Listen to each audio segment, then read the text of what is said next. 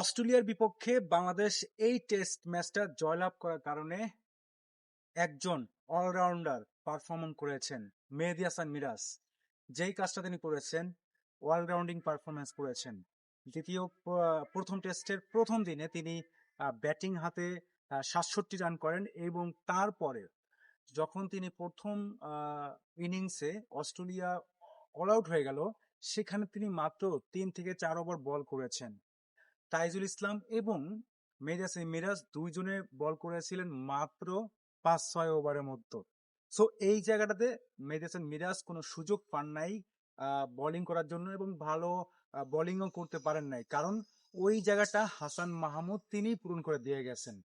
তবে মেহেদী হাসান মিরাজ তিনি দ্বিতীয় ইনিংসে বাংলাদেশের বোলিং ইনিংসে দারুণ কার্যকর ভূমিকা রেখেছেন।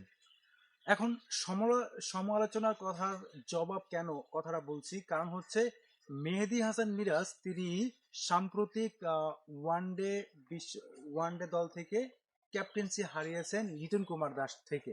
লিটন দাস তিনি বর্তমানে ওডিআই ক্যাপ্টেন এবং যেই ক্যাপ্টেনটা মেহেদী হাসান মিরাজ লাস্ট 2 বছর ধরে তিনি ছিলেন, কিন্তু মেহেদী হাসান মিরাজের ব্যাট ফর্ম অর্থাৎ এলপিএল তিনি খেলেছেন, বাংলাদেশে অনেকগুলো ম্যাচ খেলেছেন, টি-20 ওয়ানডে ম্যাচ খেলেছেন, সেখান থেকে মেহেদী হাসান মিরাজ তিনি ব্যাটিংটা খারাপ করার কারণে এবং বোলিংটা মোটামুটি খারাপ করার কারণে তিনি বাদ পড়ে যান। অ্যাটলিস্ট ক্যাপ্টেন থেকেও তিনি বাদ পড়ে যান। তারপরে এই যে অস্ট্রেলিয়ায় গিয়ে মেহেদী হাসান মিরাজ ব্যাটিং হাতে যেরকম কার্যকর হয়েছেন, তেমনি বোলিংয়েও দারুণ ভূমিকা রেখেছেন। কারণ মেহেদী হাসান মিরাজ যেই কাজটা করেছেন, দ্বিতীয় ইনিংসে মোট 5টা উইকেট নেন। মানে ডারউইনের যে উইকেটটা সেই উইকেটটাকে মিরপুর বানিয়ে তিনি একাই নিয়েছেন 5 উইকেট। প্রথম ইনিংসে হাসান মাহমুদ এবং দ্বিতীয় ইনিংসে মেহেদী হাসান মিরাজ। হ্যাঁ, প্লেয়ার অফ দ্য ম্যাচ এই ম্যাচে নির্বাচিত হচ্ছে Hasan Mahmud. What about Tanzid Tamim, what about Mehedi Hasan Miraj?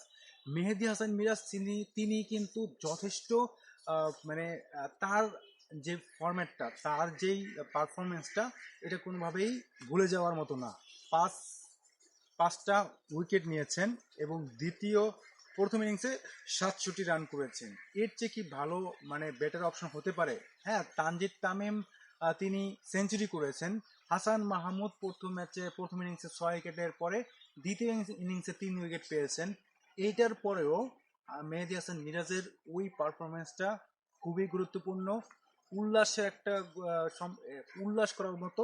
এবং মেহেদী হাসান মিরাজ তিনি তার ক্যাপ্টেন্সি হারানোর পরে তিনি কিন্তু রিয়ালাইজ করতে পেরেছেন যে তিনি ব্যাক করবেন। হ্যাঁ, প্রত্যাবর্তন এমনই হওয়া উচিত একজন ক্রিকেটারের, একজন পুরুষ মানুষের। সেটাই কিন্তু করে দেখিয়েছে মেহেদী হাসান মিরাজ। তিনি যেটা করেছেন, মেহেদী হাসান মিরাজের যেই ফর্মটা ক্যারি করেছেন, হ্যাঁ, মানুষদের মুখ বন্ধ করে তিনি একেবারে প্রমাণ করেছেন যে বাংলাদেশ ক্রিকেটে তার এখনো অবদান রয়েছে, তিনি এখনো পারফর্ম করতে জানেন। এবং সমালোচক যারা করেছেন, যারা ট্রল করেছেন, মেহেদী হাসান মিরাজকে তারা দালাল বলেছেন তামিম ইকবালের, প্রত্যেকেই অবশ্য আজকের এই ম্যাচের পরে তারা স্বীকার করতে বাধ্য হবে যে না, মেহেদী হাসান মিরাজ তিনি একজন ভালো পারফর্মার, তিনি ম্যাচ জেতাতে পারেন, তিনি পারফর্ম করতে পারেন বোলিং এবং ব্যাটিং এর দুই ক্ষেত্রেই।